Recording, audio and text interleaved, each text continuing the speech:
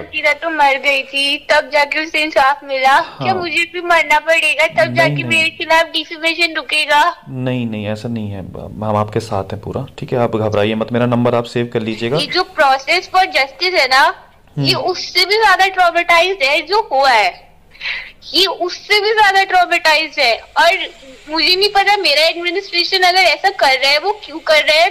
मतलब वो लोग, मेरा उनका उन पे इतना फेथ था कि मैं उन पे विश्वास कर रही थी। बिल्कुल, मैंने FIR 11 दिसंबर को की है और मेरे पास कॉपी है उसकी। दोस्तों नमस्कार। दोस्तों, आपने ये ऑडियो सुना, इसमें जो ये लड़की है ये मात्र 22 साल की है और ये कह रही है कि क्या उसे भी अंकिता की तरह मरना पड़ेगा, तब जाके क्या उसे इंसाफ मिलेगा। जो ये प्रोसेस फॉर जस्टिस है ये उससे भी ज़्यादा प्रोपर्टाइज है, उससे भी ज़्यादा पीड़ादायक है जो उसके साथ हुआ है। इसके साथ दुष्कर्म हुआ है, इसका यौन उत्पीड़न हुआ है और ये किसी और ने नहीं, ये पढ़े लिखे हमारे समाज के तबके, जो डॉक्टर है, जो चिकित्सा अधिकारी है, उसने किया है। खैर, उसे तो उसकी सजा मिलेगी भी, उसकी गिरफ्तारी भी हो गई है। लेकिन इस पूरे प्रोसेस को अगर हम समझें तो आपको लगेगा कि न्याय कहां है। क्या आखिर इसको वो न्याय मिल पाया है? जो ये प्रोसेस फॉर जस्टिस की बात कर रही है वो इतना पीड़ादायक आखिर क्यों है?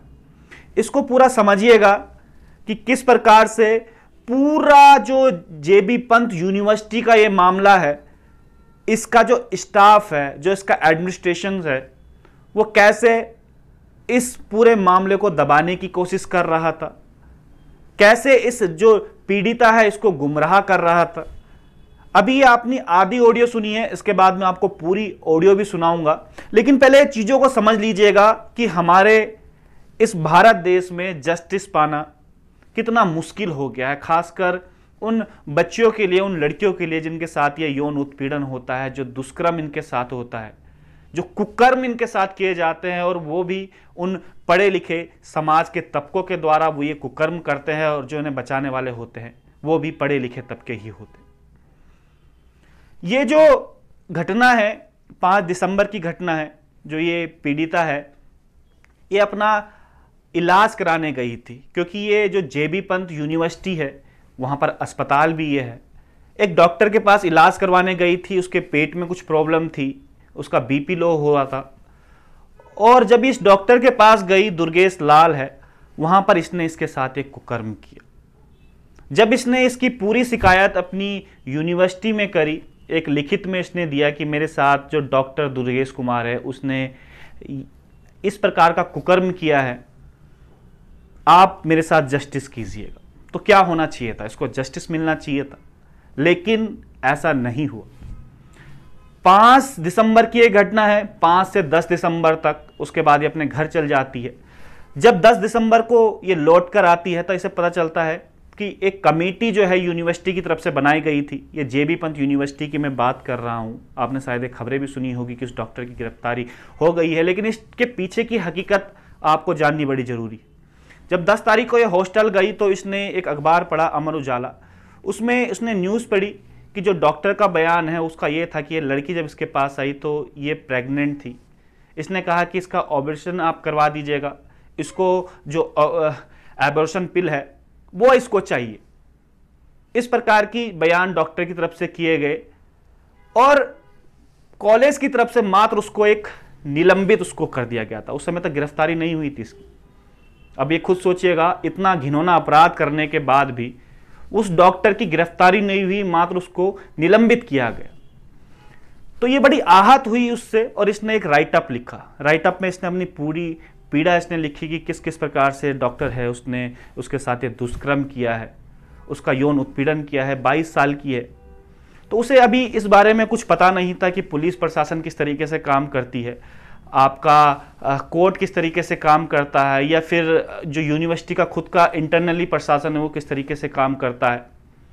और यूनिवर्सिटी इसको दिलासा देती रही कि जो आपका ये मामला है, जो आपके साथ ये घिनौनी हरकत इस डॉक्टर ने करी है, आपका मामला है फास्ट ट्रैक कोर्ट में चल रहा है। लेकिन ऐसा कुछ था नहीं, मात्र इसको निलंबित कर दिया गया था।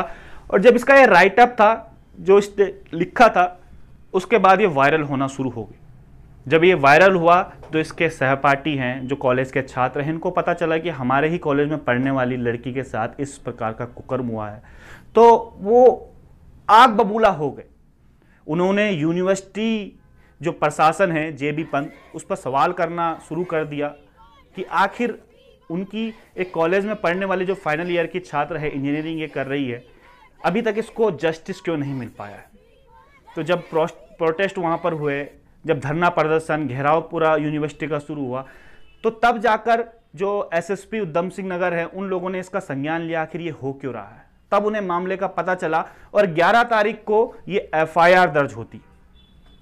जब 11 तारीख को ये एफआईआर दर्ज होती है तो उसके बाद 12 तारीख को तब जाकर उस डॉक्टर की गिरफ्तारी हो पाती और वो डॉक्टर भागने की फिराक में था, तब जाके उसको कहीं से पकड़ लिया जाता है और लोगों को लगता है कि चलो जस्टिस तो मिला।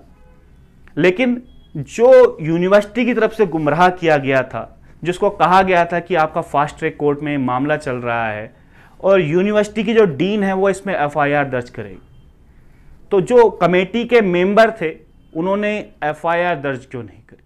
वो डीन थी, उस डीन ने एफआईआर दर्ज क्यों नहीं करी। तमाम वो सवाल हैं जो ये प्रदर्शित करते हैं कि जो ये यूनिवर्सिटी प्रशासन है, जो इसका एडमिनिस्ट्रेशन है, वो इस मामले को दबाने की कोशिश कर रहा था।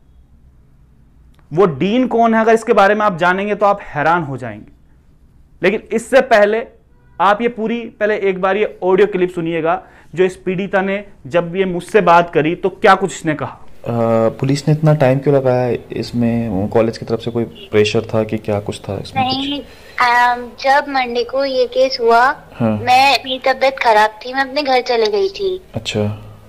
तो थर्सडे फ्राइडे में मैंने जो आईसीसी कमेटी के मेरे फ्रेंड्स मेंबर हैं, मैंने उनसे पूछा कि मेरी मम्मी ऐसा कह रही है कि हमें अगर इंडिविजुअल एफआईआर करनी है तो हम कर देते हैं। तो उन्होंने ऐसा मुझे बोला कि आईसीसी कमेटी के मेंबर्स ने कि मेरा केस फास्ट ट्रैक कोर्ट में है। अच्छा। और जो मेरी एफआईआर है वो डीन के थ्रू जाएगी और मेरा केस फास्ट ट्रैक कोर्ट में है। फास्ट ट्रैक कोर्ट में किस तरीके से हो गया? वो तो आप करवाते हैं तब जाके फास्ट ट्रैक कोर्ट में होता। सर मेरे साथ ये सब पहली बार हो रहा है। मैं ना कभी पुलिस से मिली हूँ, ना मैंने कभी कोर्ट देखा है। अच्छा। मुझे लगा कि हाँ होगा, मैंने क्योंकि एक रिटर्न में कंप्लेन ऑलरेडी आईसीसी को दे दी थी। अच्छा अच्छा, ठीक है। मेरे को ये ऑप्शन दिया गया था कि आप इंडिविजुअली एफआईआर करना चाहते हो या कॉलेज के थ्रू जाना चाहते हो। मैंने कॉलेज चूज किया, मुझे अपने कॉलेज पे पूरा फेथ है। मुझे तो पूरा फेथ था। फिर मुझे जब ये ऐसा बताया गया कि ऐसा ऐसा है, तो मुझे भी लगा कि हाँ जब भी होगा वो लोग खुद बुला लेंगे मुझे पूछताछ के लिए या जो भी है। फिर मैं 10 तारीख को हॉस्टल आई और 11 तारीख को मेरे लिए वो न्यूज आई थी कि आई वॉज प्रेग्नेंट, एबॉर्शन, ये सब। अच्छा। ये वार्डन ने मुझे पढ़ाई तो मतलब I was shocked and surprise कि ये क्या बातें हो रही है। तो मैंने एक राइटअप लिखा अपनी सारी फीलिंग्स को बताते हुए। पहले दिन वो दिन था कि जो मेरे साथ के बच्चों को पता चली बातें। अच्छा। तो मुझे यही था कि कॉलेज कुछ करेगा। उसके बाद वो राइटअप फ्लोट होना शुरू हुआ और मुझे एसएसपी सर ने मुझे अप्रोच किया। तो उन्होंने मुझे अप्रोच किया, मुझसे इंसिडेंट पूछा। मुझे तब भी यकीन नहीं था, मैं उन्हें तब भी कह रही थी कि I don't trust you, I still choose to go along with my college. But उन्होंने मुझे मतलब बताया, चीजें बताई। और फिर एएसपी अनुषा मैम आई और उनके साथ एक सब इंस्पेक्टर, उन्होंने मुझसे सारी चीज पूछी और वो एफआईआर लेके गई मेरे से संडे को 11 तारीख को। और फिर उसी दिन मुझे रिसीविंग मिली। ये 11 तारीख को ही उन्होंने बताया कि बिना एफआईआर के कोई केस फास्ट ट्रैक कोर्ट में नहीं जाता है। अच्छा। तो मैंने तुरंत एफआईआर करी। अच्छा, वो आपके पास कॉपी है उसकी? हाँ। एक्चुअली क्या है, ये ना पूरा यूनिवर्सिटी वाले गुमराह करने की कोशिश कर रहे हैं। ये मेरे ख्याल से सब पहले केस को दबाने की कोशिश कर रहे थे टोटल, ताकि गुमराह दबाओ, मुझे लिटरली सर कुछ नहीं पता है। और ये मैं कल यहाँ पे प्रोटेस्ट में नहीं थी, मैं पूरा इन्वेस्टिगेशन और ये सब झेल रही हूँ। ये जो प्रोसेस फॉर जस्टिस है ना, ये उससे भी ज्यादा ट्रॉमेटाइज्ड है जो हुआ है।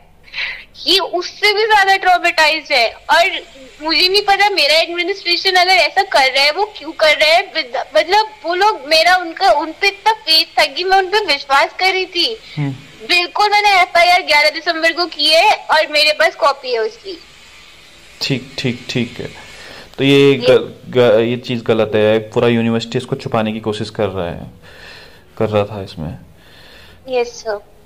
आप चिंता मत कीजिएगा, अब तो फिलहाल तो वो पकड़ा गया है, बाकी हम आपके साथ हैं पूरे का पूरा, ठीक है। इसमें कोई आप घबराइए मत ना। ये अंकिता वाला जो केस था वो भी मैंने स्टार्टिंग में मैंने सबसे पहले खोला था, विजय रावत है मेरा नाम। ठीक है तो सर, हम मैं लोग आपका नंबर सेव हाँ, कर। जब मैंने खबरें वगैरह चलाई स्टार्टिंग में तब जाके पूरा केस खुला है उसके सर बाद। अंकिता तो मर गई थी, तब जाके उसे इंसाफ मिला। क्या मुझे भी मरना पड़ेगा तब नहीं, जाके नहीं। मेरे खिलाफ डिफेमेशन रुकेगा? नहीं नहीं, ऐसा नहीं है, हम आपके साथ हैं पूरा, ठीक है। आप घबराइए मत, मेरा नंबर आप सेव कर लीजिएगा। और ठीक है भूमिका, प्लीज़ आप थोड़ा संभालिए अपने आप को। और आप मेरे को ना FIR की जो कॉपी है वो आप सेंड कर दीजिएगा मेरे को एक बार, ठीक है। ठीक है सर। ताकि मैं इसमें और इन्वेस्टिगेशन कर सकूं। और जो एक्चुअल में अगर उन्होंने भी छुपाया है यूनिवर्सिटी में जो ये लोग हैं, तो वो भी उतने ही दोषी हैं जितना वो जो डॉक्टर है, क्योंकि उन्होंने अगर इस तरीके से जस्टिस जो आपको चाहिए था वो नहीं मिल पाया, है ना। Yes sir. ठीक है, यस सर। ठीक है। तो आप मेरे को प्लीज़ भेजिए जरा FIR, ठीक है। आप मेरा नंबर सेव कर लीजिएगा वाला भूमिका, विजय रावत है मेरा नाम, ठीक है। Yes sir. ये पूरा ऑडियो आपने सुना और पूरी एक्सप्लेनेशन मैंने आपको कर दी। अब आपको क्या लगता है कि वाकई में इस पीड़िता को जस्टिस मिल पाया? क्या जो कॉलेज के इसके छात्र हैं, जो सहपाठी इसके हैं, अगर वो धरना प्रदर्शन नहीं करते, कॉलेज से मांग नहीं करते, तो क्या इसको जस्टिस मिल पाता? आखिर जस्टिस पाना इतना मुश्किल क्यों हो गया है हमारे भारत देश में? क्या जब तक मीडिया ट्रायल नहीं होगा, लोग सड़कों पर नहीं आएंगे, क्या तब तक किसी को जस्टिस नहीं मिल पाएगा? आपको इस पूरे घटनाक्रम के बारे में क्या कुछ सोचना है, किस तरीके से आप सोचते हैं, कमेंट बॉक्स में जरूर बताइए। तो आज के लिए इतना ही। आप देख रहे थे आपका अपना प्रवचन डिजिटल। नमस्कार।